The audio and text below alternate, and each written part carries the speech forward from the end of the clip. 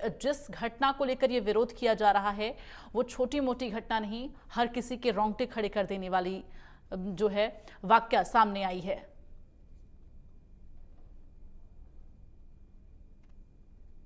के बाद डॉक्टर की हत्या कर दी गई थी। उसके बाद राजधानी जयपुर के एसएमएस अस्पताल में जो प्रदर्शन का दौर है वो लगातार जारी है। आप देख सकते हैं, चाहे रेजिडेंट डॉक्टर हो या फिर अन्य जो अस्पताल विभाग के कर्मचारी हो, वो तमाम लोग यहाँ पर प्रदर्शन करते हुए नजर आ रहे हैं। लगातार यहाँ पर नारेबाजी की जा रही है, इंसाफ की जो गुहार है वो यहाँ पर मांगी जा रही है। आइए कुछ डॉक्टर हैं, इन लोगों से हम बात करते हैं।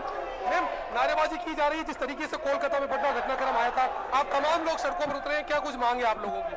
हमारी सबसे पहली मांग है कि हमारी जो हमारी जो रेसिडेंट के साथ जो कोलकाता में हत्या हुई है उसकी, और उसका जो रेप हुआ है, सबसे पहले उसके कातिलों को फांसी चढ़ाई जाए।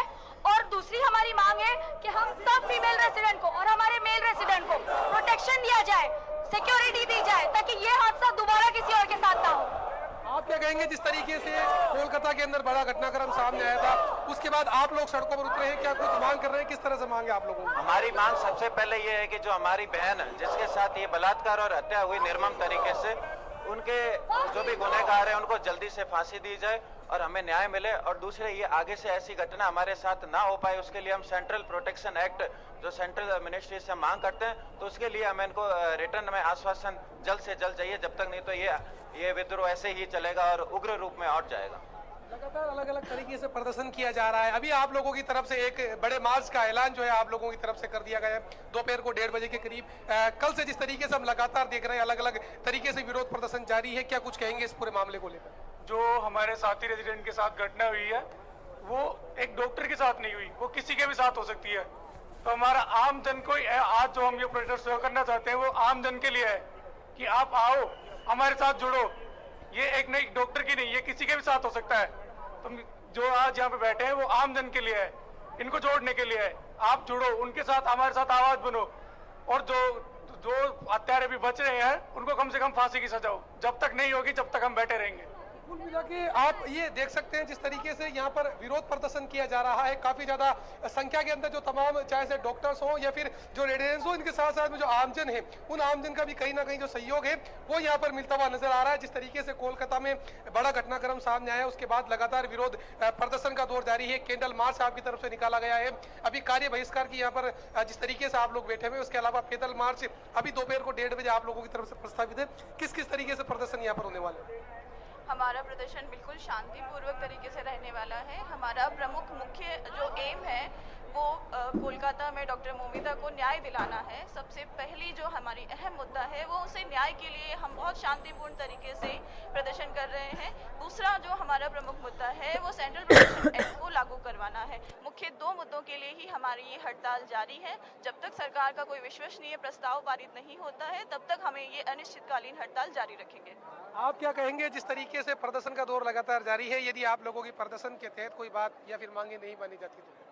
एक तो ये बड़ा ही सोचनीय विषय है कि जब निर्भया कांड हुआ तो पब्लिक और संस्थाएं, एनजीओ सब आगे थे, लेकिन ये डॉक्टर क्या सिर्फ हमारे डॉक्टर परिवार की बेटी बहन थी, आम जनता की बहन बेटी नहीं है।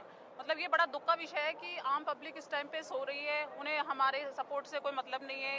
तो ये भी मैं आम जनता को रिक्वेस्ट करना चाहूँगी, प्लीज़ हमारे साथ आएँ, हमारी मांगे समझें, हमारे दर्द को समझें। ये आपके परिवार का भी ये दर्द है, वो आपकी भी बेटी थी।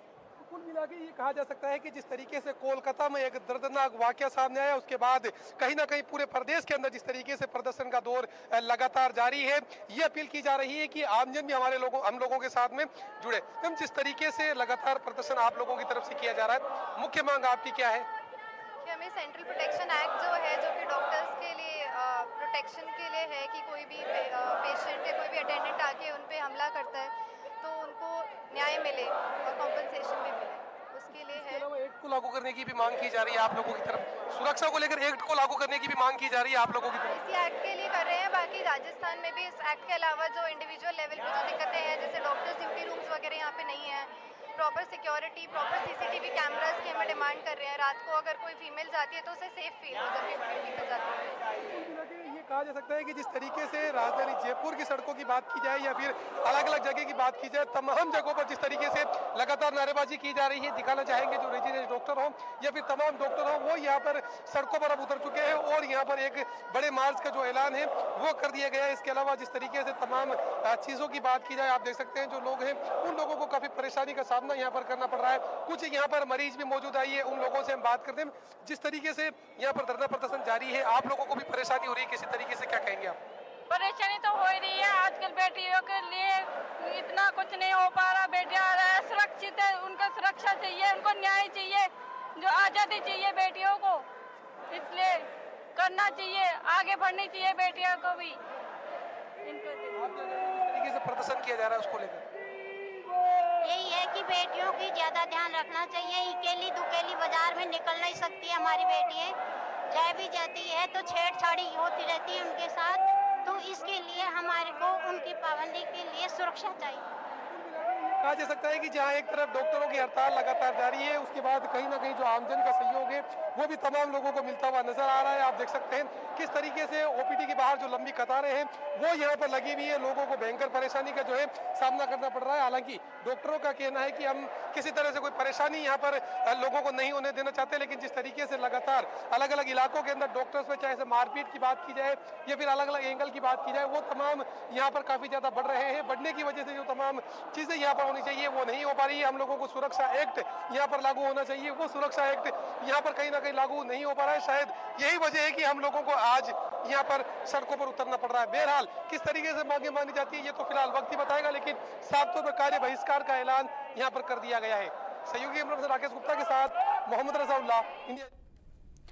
ठीक है मोहम्मद रजाउल्लाह बने रहिए हमारे साथ, आगे भी आपसे अपडेट